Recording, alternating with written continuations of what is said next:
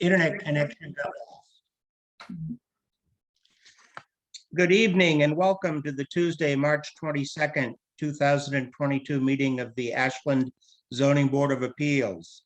In accordance with the requirements of the open meeting law, please be advised that this meeting is being recorded and will be posted and available for viewing on the WACA website.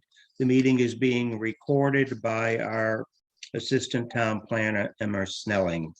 The Town of Ashland, in response to the COVID-19, is currently following the guidance from the Ashland Board of Health, Massachusetts Department of Public Health, and the CDC regarding the virus and steps communities can take to prevent the spread.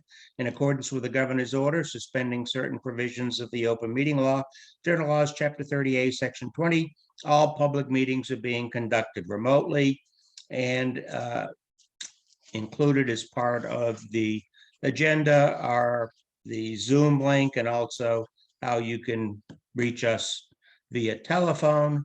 But if you're hearing and viewing this, you already know that. First order of business at 7 p.m. is call the meeting to order and take a roll call. I, John Trefethen, present. Hi, Brian Forrestall, present. I, Nathan Bandon, present.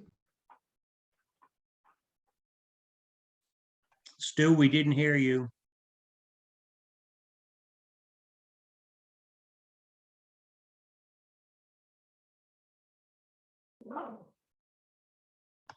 You're not muted on Zoom, so it's probably a microphone thing, maybe.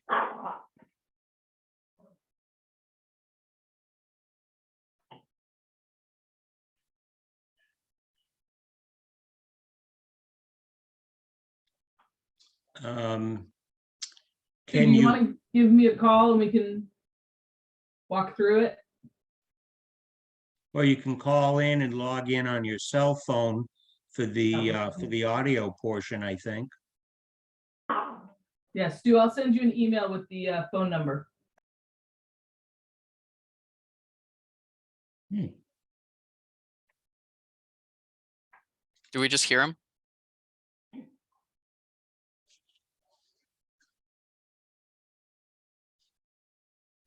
No.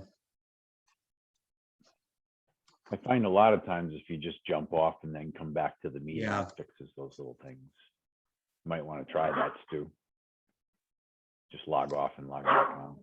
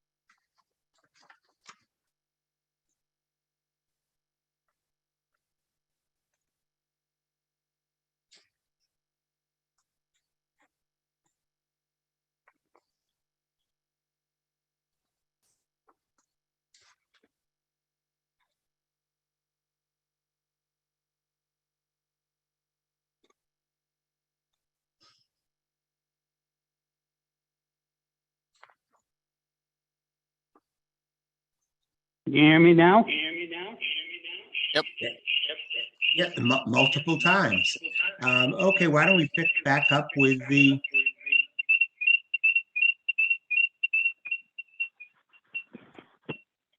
okay, it stopped. We were taking the roll call. I had signed in, Brian had signed in, Nathan had signed in. I think it was your turn to announce that you were present, Stu. I, Stu Siegel, I'm present. Okay, and Anton? I, Anton DeKamerov, am present. Okay. First item on the agenda this evening is continuation of the special permit public hearing for 225 Pond Street, continued from our March 8th, 2022 meeting. As I indicated at the previous meeting, I am recusing myself from this matter, so I will turn the hearing over to Brian Forrestall.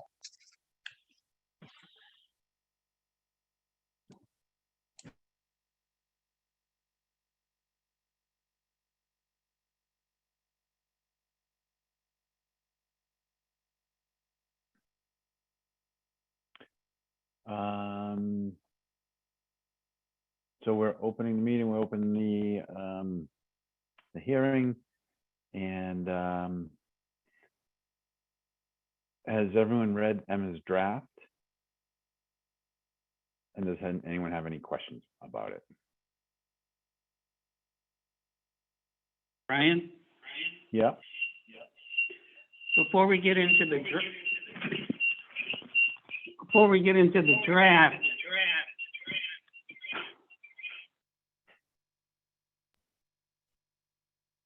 shouldn't we also consider some new information that has been submitted by Chief Roby? I can't.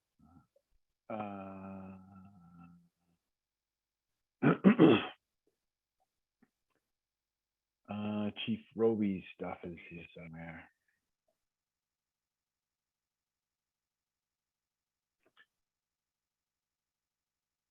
Sure. Yeah, he sent Emma a letter saying that it looks like this should not be a concern for the apparatus. And as the chief mentioned, he has concerns about traffic backing up onto 126. Looking at the current layout, it looks like the order speaker moved back a couple of car lengths towards the entrance. Sorry, if I could just interrupt for a second. Stu, Sure. I think you need to keep your video feed muted, because I think there's some feedback between your video feed and your phone.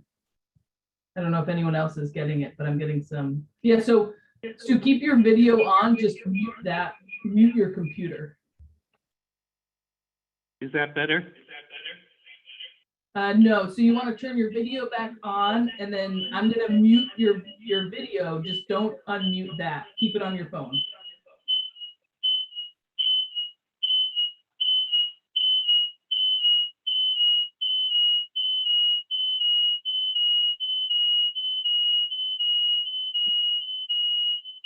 Okay.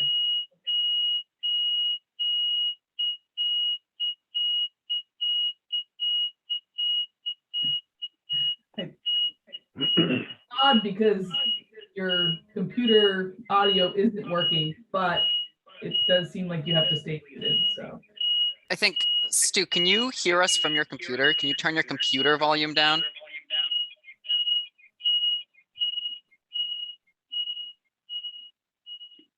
There we go.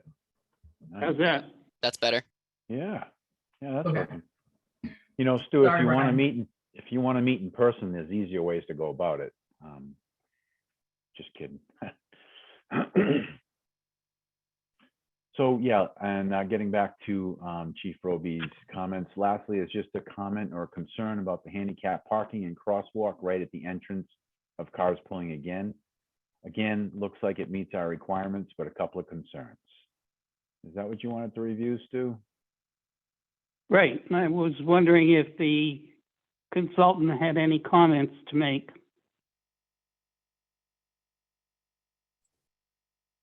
I think it's pretty much asked and answered. We went through that already. But I guess if you'd like Well, Eric to tell you the truth, address it. to tell you the truth, Mr. Chairman, Yep. I've thought long and hard on this, and I cannot support the proposal with the handicap parking as presented. Okay. Emma, what happens if it's 2-1? A special permit does need a unanimous vote in a 3-body board. Okay. So I guess we need to go back and review the 6 criteria for a special permit. I didn't bring my book. Could you excuse me just a moment?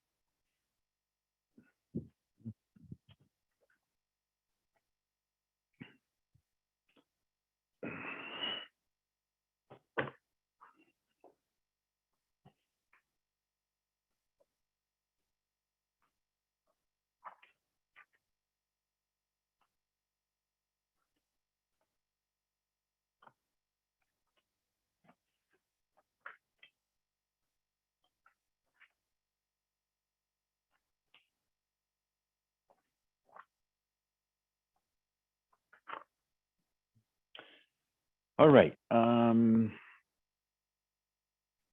So I guess you're looking at traffic flow and safety, including parking and loading, the second criteria. And you feel that you can't allow this special permit under that, that guise, Stu? Is Yes. that where you're going? Yes,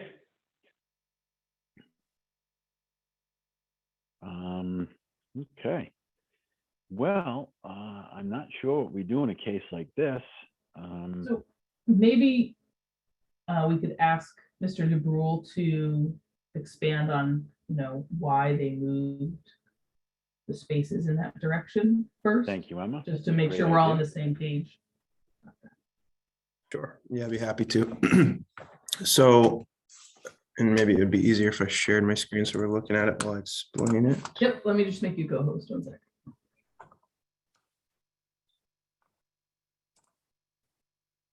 Okay, you should be able to share.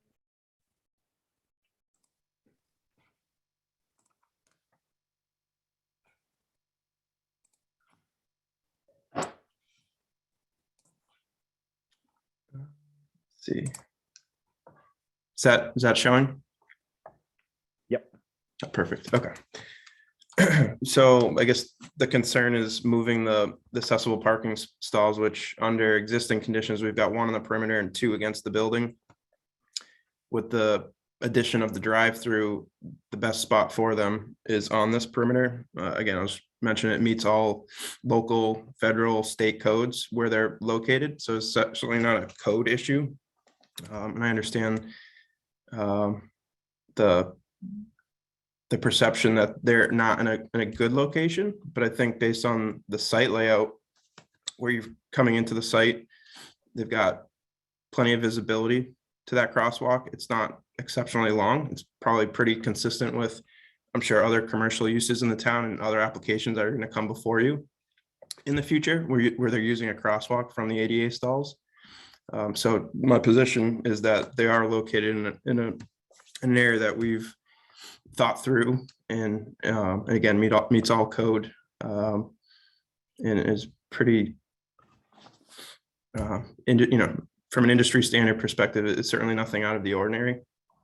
Why they need to be located there based on this drive-through layout, if we tried to put those stalls against the building, I'd do a couple of things. It'd push out the drive-through closer to the perimeter of the site. It would make accessing those stalls a little bit more difficult from the car, but it also increase the length of the drive-through to a point where it would be less optimal because we don't want, you want a certain length between the window and after the order points. If it becomes too long, it becomes more difficult for McDonald's to manage that queue after the order point.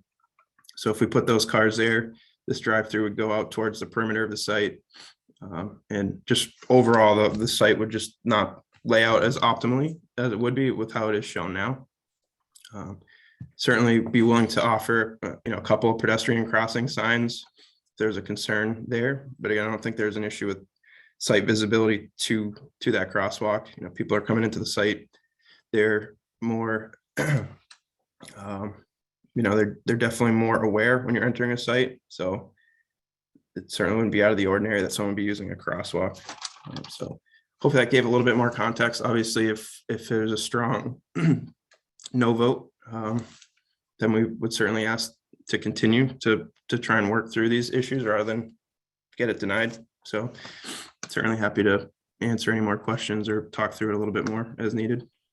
I got a question, Eric. If you move the order point further towards the outside edge of the property so that you could park cars against the building, is there still room for traffic to move through, whether it be customers or emergency vehicles or even delivery? I'd have to take a close look at it, but we'd certainly be looking at essentially removing most of this outside parking. And it would effectively, I believe what you'd have is probably like a 16-foot aisle past the parking against the building. And then, so it would get tight. I think it's probably doable, But yeah, we would certainly need to look at all of those things. And so would that move the ordering point closer to the abutters and the neighbors on that side and eliminate? Isn't that where we were talking about putting plantings? That's absolutely correct. Yeah, so we'd be moving that at least another 20 feet closer to the perimeter. We wouldn't have the ability to add additional landscape area, which we're proposing here. And did you against say this property. there's currently 3 handicap spots? There are, yes, yep, there's And one. we go down to 2 now?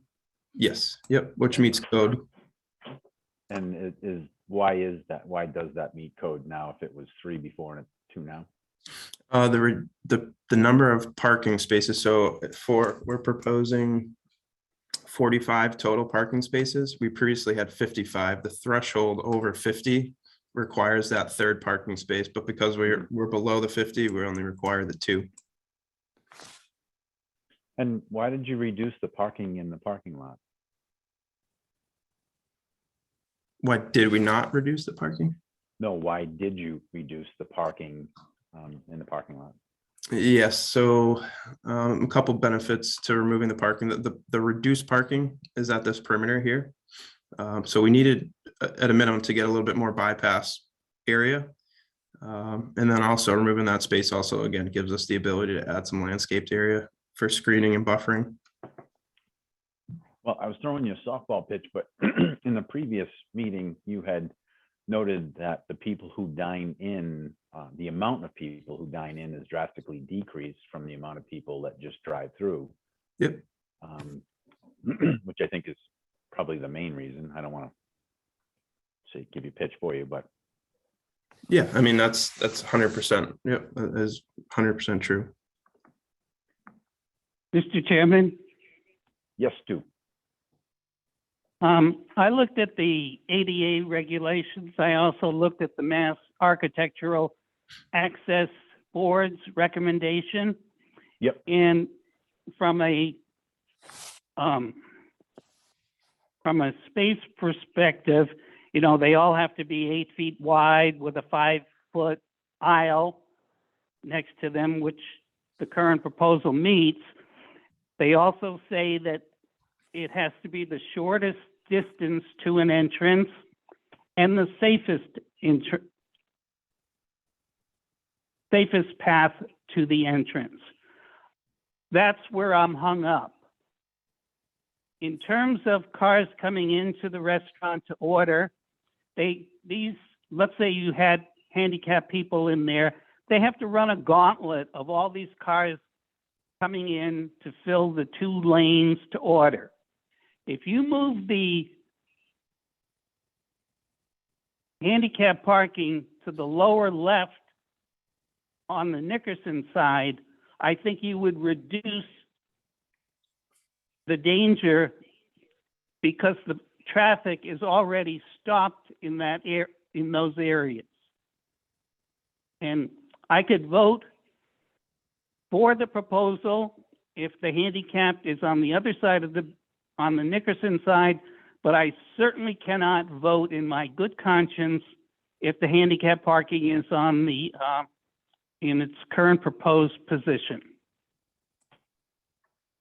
But I've got to ask, if we put it on the other side, I think as Eric mentioned earlier, don't we run into the issue of you've got a crosswalk right along the spot where people are pulling out from their order line? I mean, assuming that the closest it's the same issue. You're gonna have cars coming in, but they're gonna be in a slowed down mode. In this mode, on the right side or on the way it's currently proposed, cars flow in, and you know they're running the gauntlet. So if anyone's parked there to come into the restaurant, that's my opinion, and that's my concern.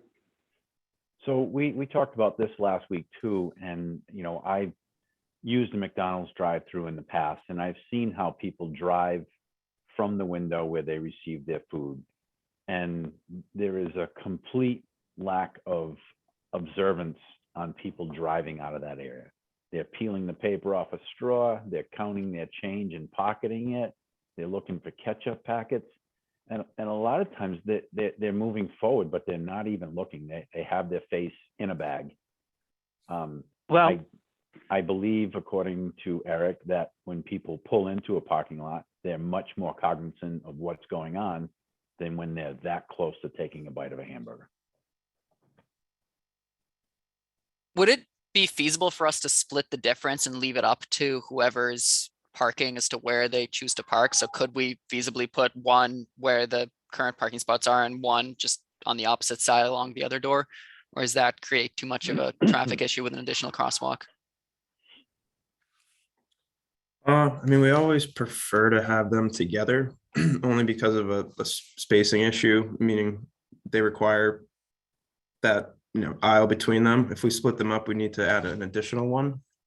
And then also, we're just kind of back to the same point where, again, we feel very comfortable that they're in the best spot on the site based on visibility, people coming in, they're coming into a site, you're slowing down, you're recognizing what's going on.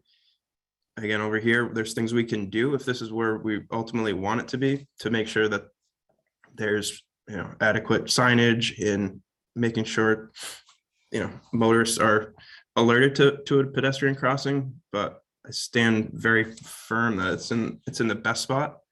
I wouldn't be completely opposed to putting it on the other side if that's the only way to get the vote, but we certainly would want to look at additional signage and other items that we need a little bit of time to think through to make sure that's doable. Mr. Chairman, Yes. another proposal would be to get an independent safety consultant to make a decision on this. Independent from who McDonald's hired to design their drive-through, you mean? Well, there's a disagreement. I cannot buy the rationale that supports the handicap parking on the entrance into the building as proposed. I'd be interested in hearing from maybe the town's Board of Health, what they think of the handicap parking being proposed in that location as opposed to being on the other side of the building, or have a state safety board come and view the situation and make a recommendation. Emma, do you have something to add to that? Yeah, I just wanted to say that in Ashland, the building commissioner typically serves as basically the kind of ADA, and I'm blanking on their title, sorry, but the ADA expert when it comes to accessibility and physical structures. And so I could ask him to review the plan and offer opinion. Stu, you said you also went to the Massachusetts Architectural Access Board, and that is who, deals with these types of issues in Massachusetts. And I don't know if we can ask them for, a review, but I would be happy to look into that. We have a couple thoughts on that. I was wondering, Eric, do you have any similar plans for drive-throughs that show this type of situation? In, like in Framingham or Milford or something that's relatively similar? Yeah, I'm off the top of my head. I couldn't name the locations, but I could pull a list or look through those. I would also offer that we've submitted and will be hopefully before the planning board for a site plan review, of which this would be obviously something that would be reviewed. I wonder if, Stu, you'd be open to deferring your decision, again, maybe conditioning that the building official comment on the ADA locations and that the board look at this very specifically. I'm interested in cooperating. I'm interested in having the 2 lanes for people to order. I have no problem with that. I just have a concern about the location of the handicap parking.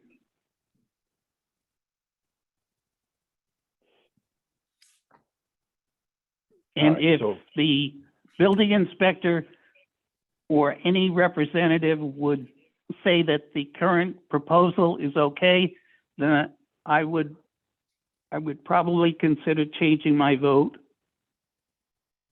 and voting in the affirmative. But So- currently as presented, I can't. I just can't do it. Stu, is the question whether it's ADA compliant or not? Because if it's an ADA compliant question, in I think terms- we could just condition it to it being ADA compliant, can't we not? Well, there's components of ADA compliant, and I get hung up on the component that says safest. What is the safest position for these handicap parking spaces?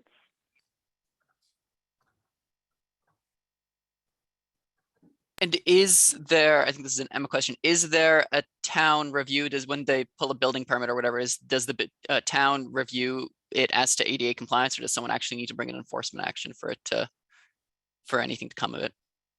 You know, I believe that is part of pulling a building permit. And as Eric mentioned, this will go through shortly, site plan review at the planning board, and that will involve a peer review process.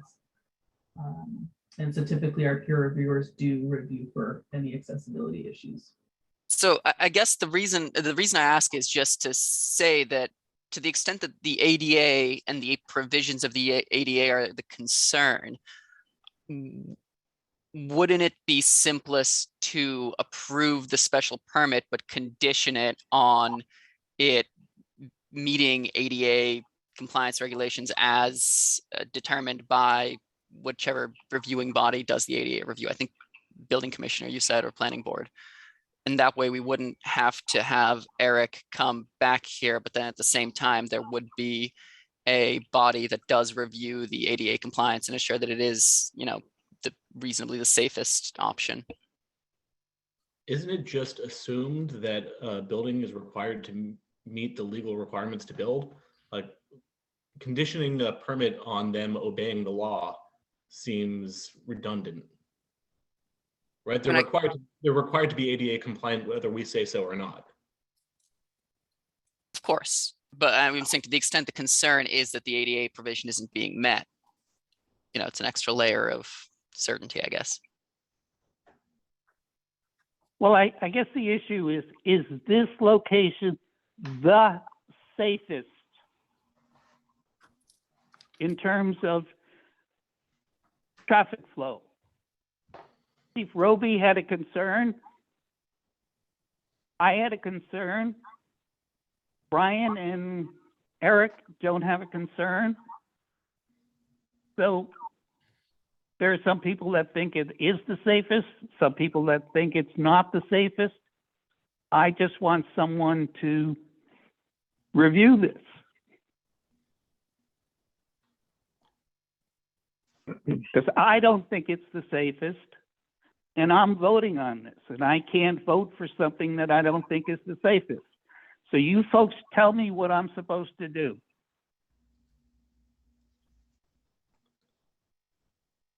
And it sounds to me like the easiest way forward with this is to continue the hearing, ask the building commissioner to weigh in, and come back to this, you know, in 2 weeks, whenever our next scheduled meeting is, with the building commissioner's opinion in hand. I like that idea, Nathan. Yeah, that sounds pretty good. I hate to delay you guys, Eric, but it's not gonna happen tonight. And Stu, can we get an affirmative from you that if the building commissioner says this is the spot that works, that you'll agree? Yes, I don't want to be an impediment to the project. I have a concern, and if my concern is, or if the town buys off on the building inspector's view of the situation, then that's fine with me. All right. Any other discussion from the board? All right, Emma, is there anything else that I have to do other than continue the meeting?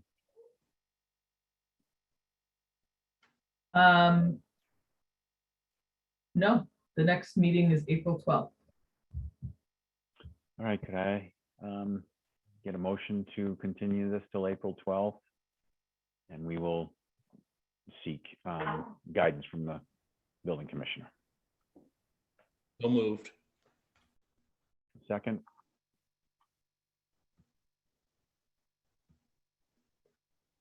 someone has to Seconded. second it. There you go. All right. All in favor, roll call. Aye, Brian Forrest, all in favor? Actually, Emma, am I a voting member for this portion? Since I was not present for the initial?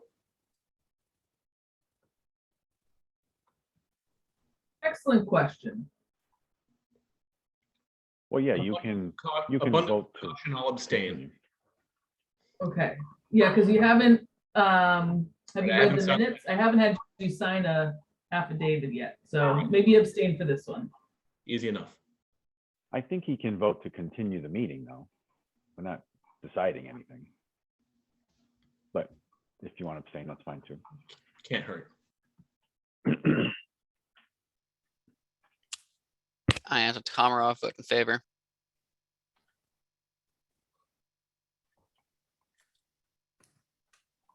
Stu? I, Stu Siegel, would be in favor. Okay.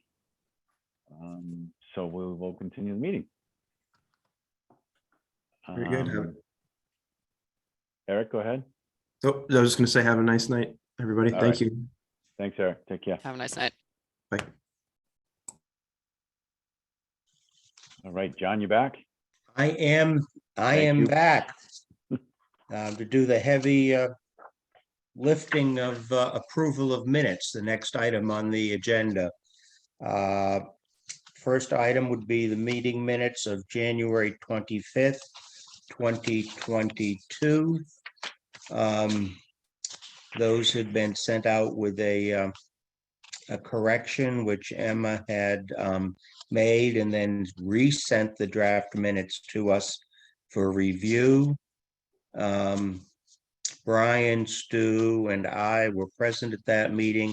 Nathan was absent, so it would be the three members, Brian, Stu, and myself, that would be voting on it. Any questions, comments, any proposed changes? If None for not, me. is there a motion to approve the minutes of the January 25th, 2021 meeting? So moved. Is there a second? I second it. I second it.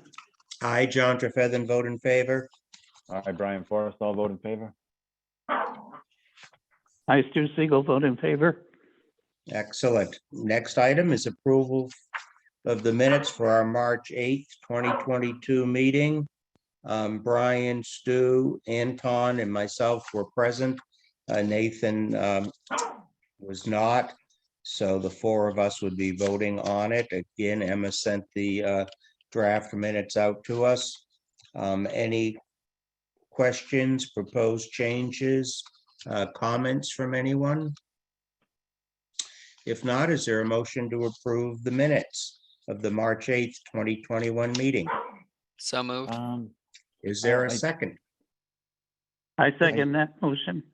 Yeah, I did ask Emma to make a change in that. That was the one we talked about, right? Emma, I emailed you earlier today. Well, I understood that you wanted that change in the decision, but I can also, Oh, that's fine. That's fine. Never mind. Yep, cool. Yes, so I'm. I right have with the Mr. minutes then, Forrestal sorry. served as chair for the hearing in the minutes. So Okay. you want that to read acting chair? No, No, I that's think fine. In that the that's minutes. fine. And that should be fine, that he chaired the meeting, of the hearing. Okay, so I think we had a motion, we had a second. I, John Trefethan, vote in favor. All right, Brian Forrest, all vote in favor? I, Stu Siegel, vote in favor. I, Anton Komarov, vote in favor. Excellent. Okay, that concludes the meeting minutes. Going on to item number 4 on the agenda, staff updates and administrative matters. Emma, any updates that we need to be aware of? Yes, we will have 2 new cases for the first meeting in April. One special permit for pre-existing non-conforming structure, and 1 modification to a special permit. So, That will be a very busy evening then. yes. Also, we do have the multi-board meeting scheduled for Monday, April 4th at 7 PM, meeting with the planning board, excuse me, and the Affordable Housing Board, I believe, under Select Board Member Kinsman, to discuss the proposed bylaw that is on the, I believe, the agenda for the town meeting, which is actually the week before. But I'm sure our discussion will be about implementation, et cetera. So that being said, I don't believe there's anything else, Emma. Then is there a motion to adjourn the meeting? So moved. Is there a second? Seconded. I, John Trefethan, vote in favor. Hi, Brian Forrest, I'll vote in favor. I, Nathan Dan, vote in favor. I, Stu Siegel, vote in favor. I, Anton Takamara, vote in favor. Excellent. We've got this voting by name down very smoothly now, where we just go like from seniority down, I guess. It's we'll be back to in-person meetings just when we've got this all done. Okay, thank you, everybody, and good night. Have a good evening. See you next time. Bye. Thanks, everyone. Bye.